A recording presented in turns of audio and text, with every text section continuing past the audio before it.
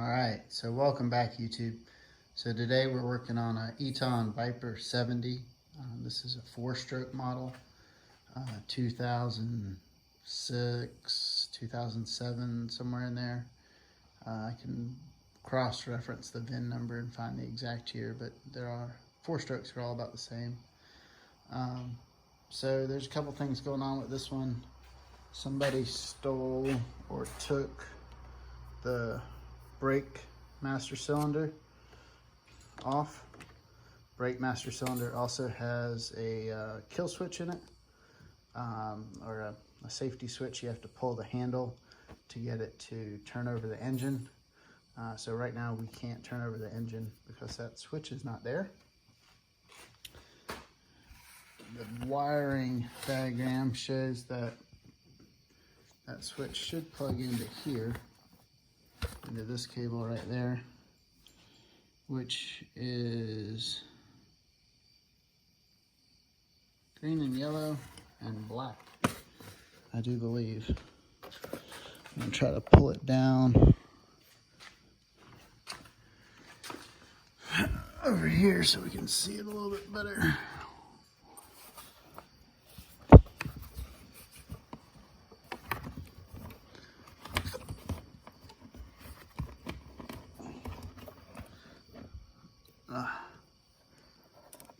Green.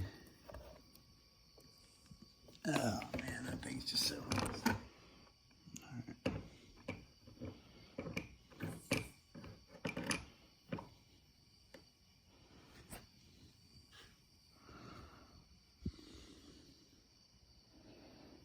That vaguely looks like the right color.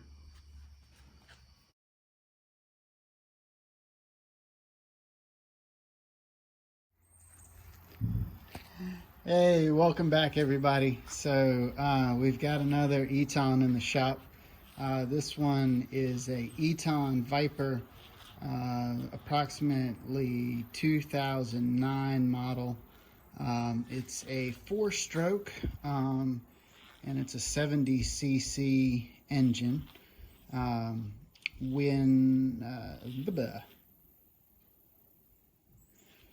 When we picked it out, we got it as a trade. I traded a Honda CR, or not a Honda CR.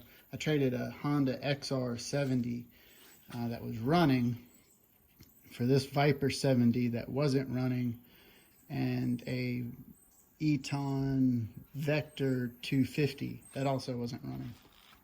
So I don't know if I made out real good on the trade or not, because my XR was running and working and you could ride it and it ran really good. But anyway, we've got this, and when I bought it, I didn't realize, or when I made the trade, I didn't realize that it was missing the CDI box, and it was also missing the master cylinder. I realized that it was missing the master cylinder, but I didn't realize it was missing the CDI box. But we ordered a new CDI box. It just came in today, and I went ahead and plugged it in. So I've got my new CDI box plugged in, and since the master cylinder is gone, there's I hooked up a safety tether that's acting like me pulling the brakes on the master cylinder that goes here. It's got a safety switch in it. And when I put my spark plug, I get really, really good spark. So I think that that CDI fixed it up. We've got spark now. Engine turns over. That we found that out when we went to go test for spark. We knew before I ordered the CDI box that the engine would spin over.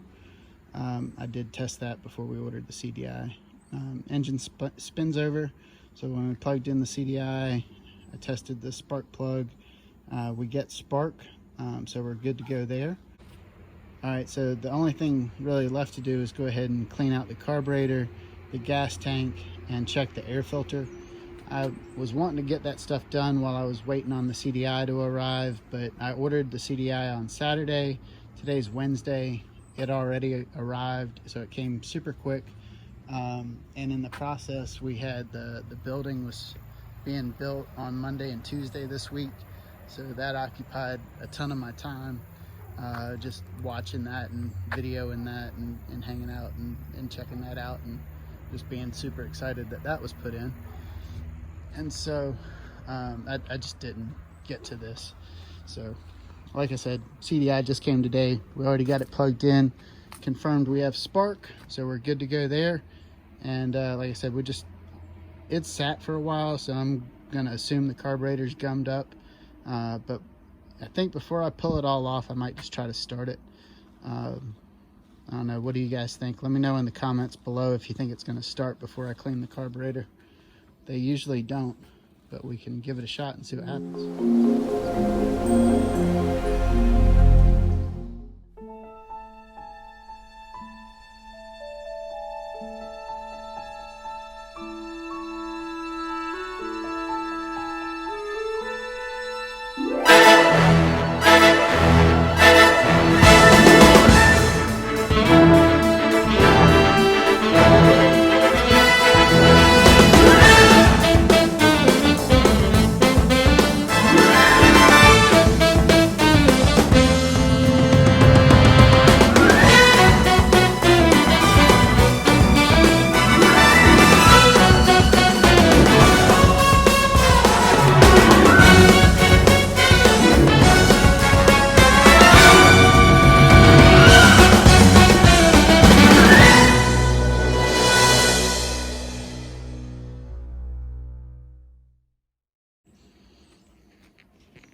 Let's see what happens.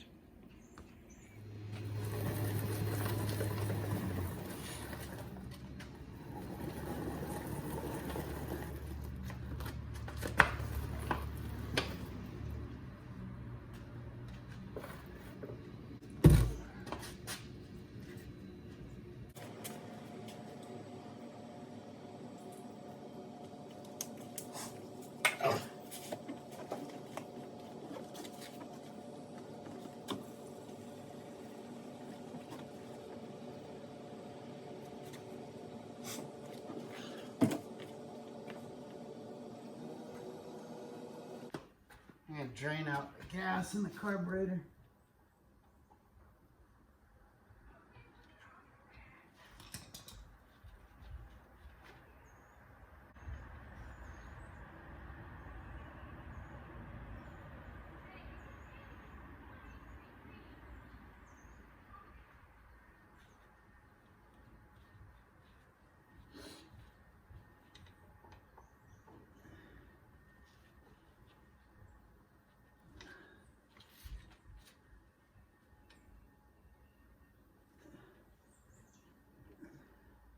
Let me see if it'll start.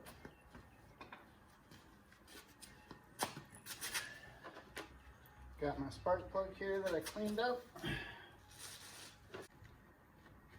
Started with my fingers. You don't want to cross thread that. Just use my hand and my socket wrench. This is the 5/8 socket.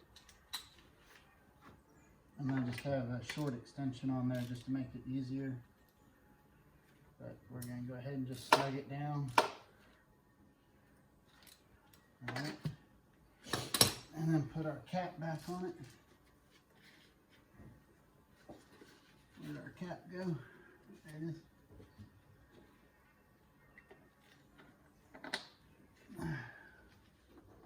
Alright. So, turn choke on just for the heck of it. Turn our switch on. Hook up our boost box. Got everything plugged in. It's already pulling our safety switch for us. Do that.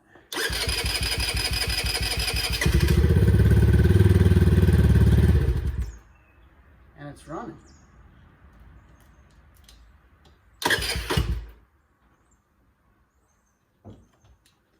All right, we saw it pop off and run there for a second. That's pretty awesome. this CDI requires power from the battery all the time, so as soon as I unhook that, it's going to cut off. But we can do another run. Let me reset this.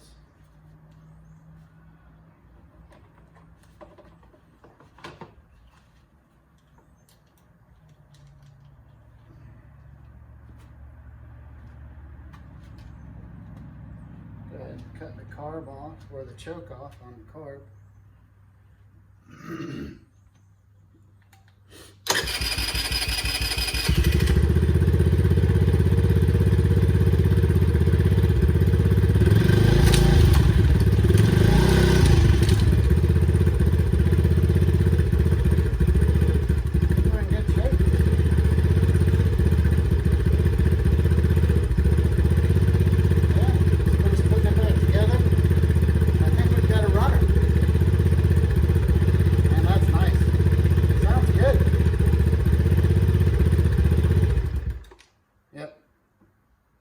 Needs the battery. As soon as the battery dies, then the unit cuts off. The system charges the battery as it runs, but it has to have the battery there for the circuit to run. So if you're trying to get these to run, at least with most of the CDIs that I've ever used for them, they do require battery to be hooked up and active as part of the circuit. It's just the way it works. But it runs, starts right up. That's perfect. Get a battery in here, give it a little bit of a test drive. The other thing, I'm going to video on this. I'm going to see if I can get one of my helpers to help me, because it's a common thing that I have to replace on just about every Eton that I get. It happens to the Alpha Sports, it happens to the Etons, it happens to the Kimcos, it happens to some of the Hondas, but there's a bushing up here, a steering bushing that dry rots on these and has to be replaced. And I just buy them, you know, in bulk. Usually I buy like 2 or 3 at least at a time, because every time I get one of these I have to replace it. But I'm going to do a video on that, and I'll tag that here on this one. But looks like we've got a runner. Needed a new CDI box and needed that master cylinder with the safety switch. So like I said, we got this bypassing that safety switch, but I have a new safety switch in the box.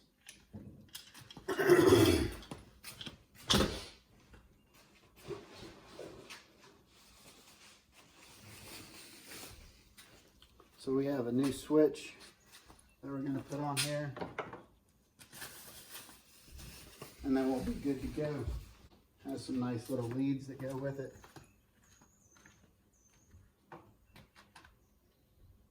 So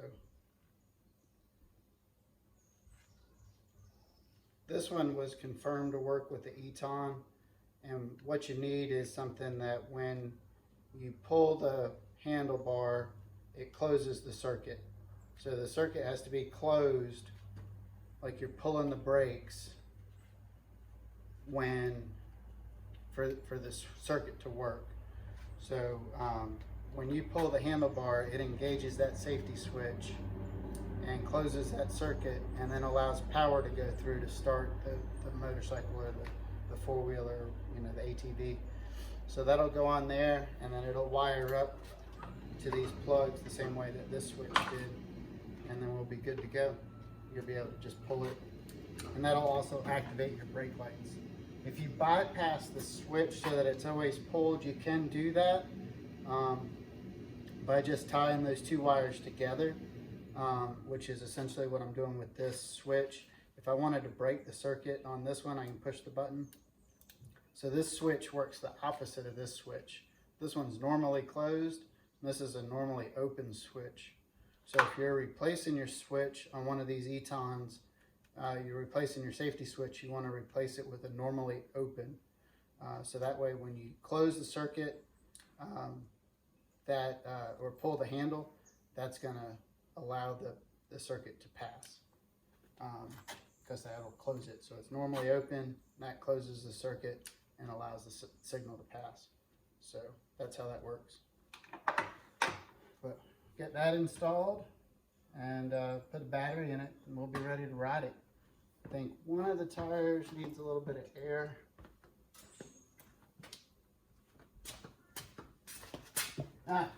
Back right tire needs a little air. It might have a leak in it, so we might put a plug in it because it's got really good tread. Unless the bead's not sealed or something, I'll run some bubble soap on there and see if I can find out where the leak's coming from on this one. But I've already done a full oil change on it. I'm still going to check out the air filter and everything, but I mean, it started right up and run, so that's a really good sign.